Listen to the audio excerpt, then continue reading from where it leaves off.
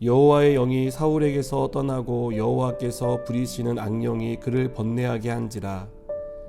사울의 신하들이 그에게 이르되 보소서 하나님께서 부리시는 악령이 왕을 번뇌하게 하온즉 원하건대 우리 주께서는 당신 앞에서 모시는 신하들에게 명령하여 수금을 잘 타는 사람을 구하게 하소서.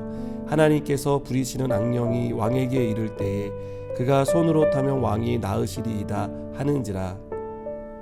사울이 신하에게 이르되 나를 위하여 잘 타는 사람을 구하여 내게로 데려오라 하니 소년 중 한 사람이 대답하여 이르되 내가 베들레헴 사람 이새의 아들을 본즉 수금을 탈 줄 알고 용기와 무용과 구변이 있는 준수한 자라.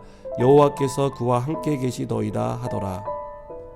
사울이 이에 전령들을 이새에게 보내어 이르되 양치는 내 아들 다윗을 내게로 보내라 하매 이새가 떡과 한 가죽 부대의 포도주와 염소 새끼를 나귀에 실리고 그의 아들 다윗을 시켜 사울에게 보내니 다윗이 사울에게 이르러 그 앞에 모셔 섬에 사울이 그를 크게 사랑하여 자기의 무기를 드는 자로 삼고 또 사울이 이새에게 사람을 보내어 이르되 원하건대 다윗을 내 앞에 모셔 서게 하라. 그가 내게 은총을 얻었느니라 하니라. 하나님께서 부리시는 악령이 사울에게 이를 때에 다윗이 수금을 들고 와서 손으로 탄즉 사울이 상쾌하여 낫고 악령이 그에게서 떠나더라. 아멘. 여러분은 여러분의 인생에서 일어나지 않았으면 하는 일 중에 가장 최악의 일은 무엇이라고 생각하십니까? 오늘 본문은 우리 인생에서 일어나지 않았으면 하는 가장 최악의 일이 무엇인지를 우리에게 보여줍니다. 사무엘의 책망을 듣기는 했지만 사울은 여전히 이스라엘의 왕이었습니다. 그러나 사울에게는 더 이상 하나님의 은혜가 임하지 않았습니다. 하나님이 사울을 버리셨기 때문입니다. 하나님이 사울을 버리신 확실한 증거 중에 하나는 하나님이 그의 영을 거두어 가셨다는 것입니다. 14절을 보시면 여호와의 영이 사울에게서 떠나고 여호와께서 부리시는 악령이 그를 번뇌하게 한지라 라고 말씀합니다. 이렇게 하나님의 영이 사울을 떠나는 몇 가지 사건이 있었는데요. 간략하게 살펴보면 다음과 같습니다. 첫 번째 사건은 블레셋과의 전투였습니다. 사울은 전쟁에 앞서 하나님께 제사를 드리기 원했습니다. 그래서 사무엘 선지자가 오기를 기다렸습니다. 하지만 사무엘이 정한 기한 내에 오지 않자 백성들이 흩어졌고 마음이 급한 사울은 사무엘 대신 하나님께 번제를 드렸습니다. 두 번째 사건은 아말렉과의 전투였습니다. 하나님은 아말렉과 전투에 나서는 사울에게 아말렉을 진멸하라고 명령하셨습니다. 남녀는 물론이요 소아와 젖먹는 아이 모든 짐승을 죽이라고 명령하셨습니다. 그러나 사울은 이 명령을 온전히 따르지 않았습니다. 가장 좋은 것을 전리품으로 취했습니다. 이 일은 곧 하나님이 사울을 왕으로 세운 것을 후회하게 만들었습니다. 하나님은 사울에게 기회를 주셨습니다. 비록 사울이 하나님의 명령을 어겼지만 다시 돌이킬 수 있는 기회를 주셨고 사울은 그 기회를 붙잡고 돌아와야 했습니다. 그러나 사울은 주신 기회를 잡지 않았습니다. 그는 타협했고 자기를 정당화했으며 이로 인해 하나님의 명령을 어긴 대가를 받아야만 했습니다. 그 대가는 실로 가혹한 것이었습니다. 사울이 왕위에서 물러나야 하는 것보다 더한 것이었습니다. 사울에게서 하나님의 영이 떠난 것입니다. 하나님은 더 이상 사울과 함께할 수 없다는 것을 보여준 사건입니다.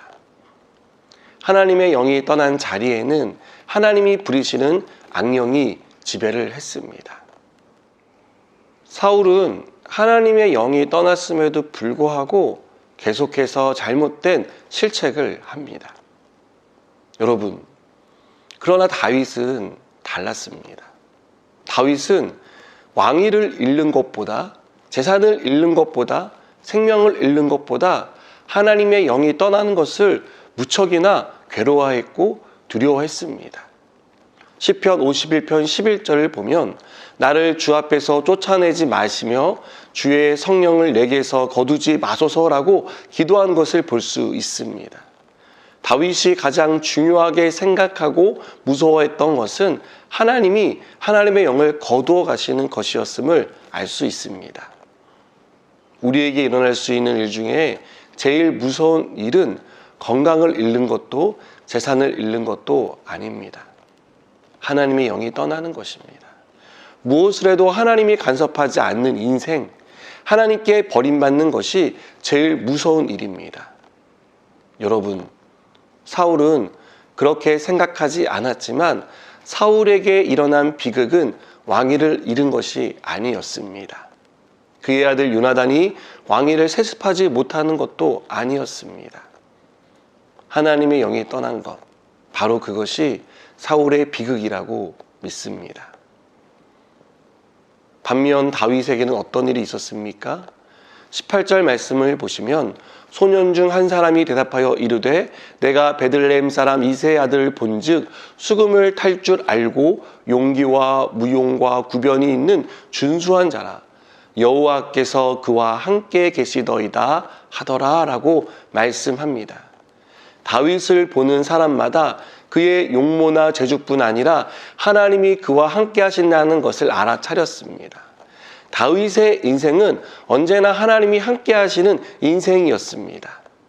사랑하는 여러분, 우리에게 축복과 저주는 물질의 복, 건강의 복, 자녀의 복과 같은 외형적인 축복이 아닙니다. 이런 것이 사라지는 것이 저주가 아닙니다. 진정한 축복은 하나님이 우리와 함께 하시는 것이고 진정한 저주는 하나님이 우리를 떠나시는 것입니다. 사울은 하나님께 버림받았습니다. 그가 악령에 시달린 것은 하나님의 영이 떠났기 때문에 생긴 결과입니다. 만일 사울이 사무엘의 책망을 들을 때 다윗처럼 나를 주 앞에서 쫓아내지 마시며 주의 성령을 내게서 거두지 마소서라고 기도했다면 어떻게 되었을까요? 아마 다윗과 같이 회복되지 않았을까요? 하나님은 우리에게 기회를 주십니다. 회개할 기회가 주어졌을 때 하나님 앞에 돌이키시기 바랍니다. 사울과 같이 하나님의 명령을 어기고 자기 생각과 판단에 따라 살아가는 인생이 아니라 나를 주 앞에서 쫓아내지 말아달라고, 주의 성령을 거두어 가지 말아달라고 간구하는 저 여러분 되기를 바랍니다. 기도하시겠습니다. 하나님, 회개할 기회가 주어졌을 때 그 기회를 놓치지 않게 해주시옵소서. 하나님의 영이 우리와 늘 함께 하시는 은혜와 축복을 누리는 삶을 살게 해 주시옵소서. 예수님의 이름으로 기도드립니다. 아멘.